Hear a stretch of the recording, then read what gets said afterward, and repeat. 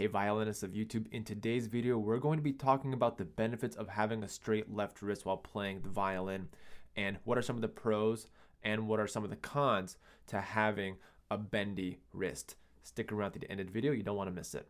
Hi there, my name is Eric, I'm a violinist. Thank you so much for coming across this channel. I do a lot of violin tutorials and violin how-to tips to help you become a better violinist. If you haven't done so already, please make sure to hit the subscribe button, hit the bell notification so that way you get notified for when new videos come out.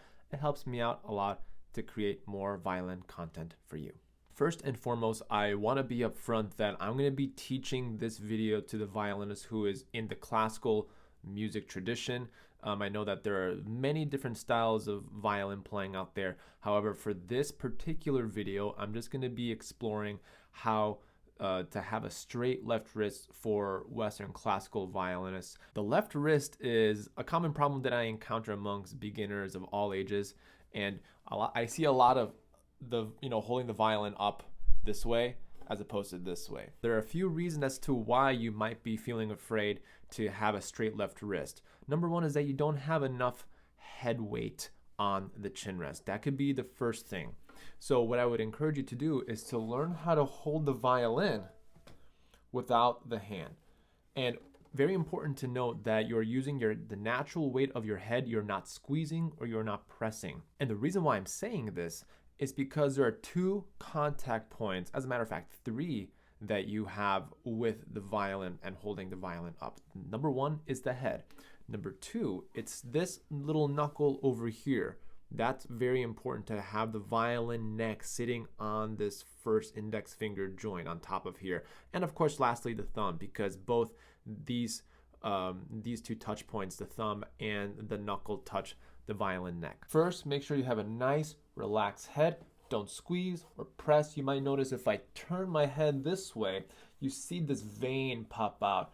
That tells me that there's a lot of tension in this area of my head. And I see this very, very often. We want to make sure the violin comes to the violinist, not the other way around. So that way we can stay as natural as possible while we play and create a beautiful sound. So let's explore that.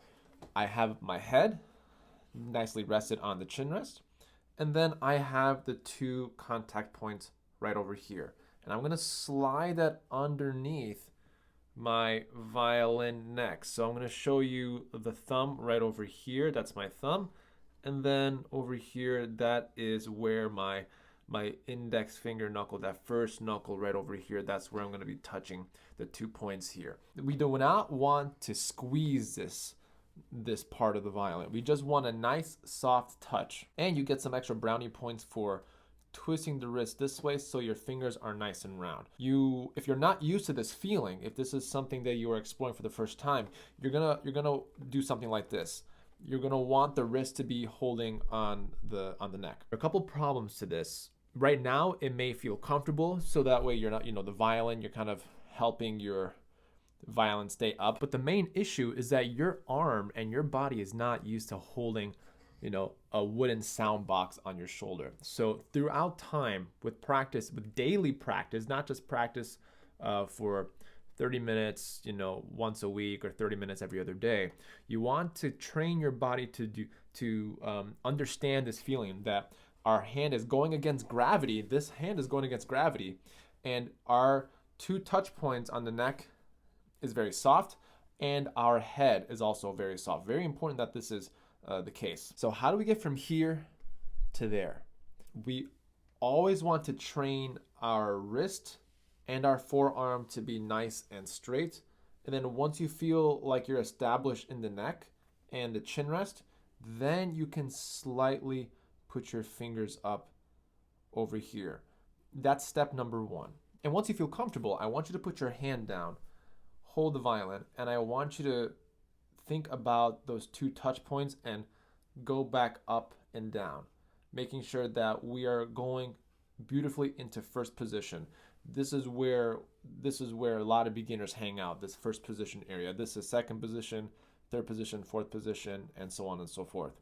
But for now, we're just taking the first position so that way you understand how to hold the instrument with these two touch points. Very important. Another thing I want to emphasize is the height of the fingers. So once you have the two touch points established, and then you have the twisting wrist, now your fingers are kind of, in no man's land in outer space. What I like to describe to my students is that we want to be in the atmosphere of the fingerboard, because right now we're in outer space. We want the fingers to be slightly over the fingerboard, so that way I have control over the notes in which I am playing. This will also help the motor functions of the student, and this will also help with actually inputting the fingers in the correct spot. Another thing I want to mention to you, and I'm going to put this little close up here on my instrument, when you're doing the practicing with the violin hand, left hand going up and down, be sure that you are in first position. A lot of times students kind of go up when they do the exercise and they end up in second position. This is going to cause a lot of problems. Make sure that you're going all the way back to this area right over here, right near the nut, which is this area over here. We want to make sure that this first knuckle is right over here so you're able to get the fingers appropriately. Now, another common problem, a lot of problems here. Students, they don't fully put their wrist to the fingerboard. However, they use the palm of their hand to touch the neck and to keep the violin up this way. You may notice that my fingers actually move backwards as I move the wrist forward. So let's just play a note. I'm going to play a D on the A string. So that's my D, a relatively in tune D. And what I'm going to do is I'm going to bring the wrist back. You might notice a slight difference in the intonation. It's not ringing, it's not resonant. That third finger is an overtone, it's a tartini tone. We want that D to be nice and ringing, and we want that nice echo afterwards. So let me demonstrate one more time. That's what we're aiming for. And then I'm gonna move my wrist forward. It's a semitone flatter, meaning that it's below the intended pitch. And that is, again, something that will affect your intonation twofold. Because if your wrist is forward and therefore your fingers will, physically will go back. A lot of times students think that if their wrist goes forward, then their fingers will go forward, but that's not the case. Look what happens. If I'm trying to reach, my fingers are straight, my knuckles are back here, and my pinky is very short. So I won't be able to reach that fourth finger note. I mean, because I have big hands, I can do it. But a lot of the times, it'll be flat. That fourth finger, it will be reliant on getting a straight left wrist, having a lot of space in this area over here.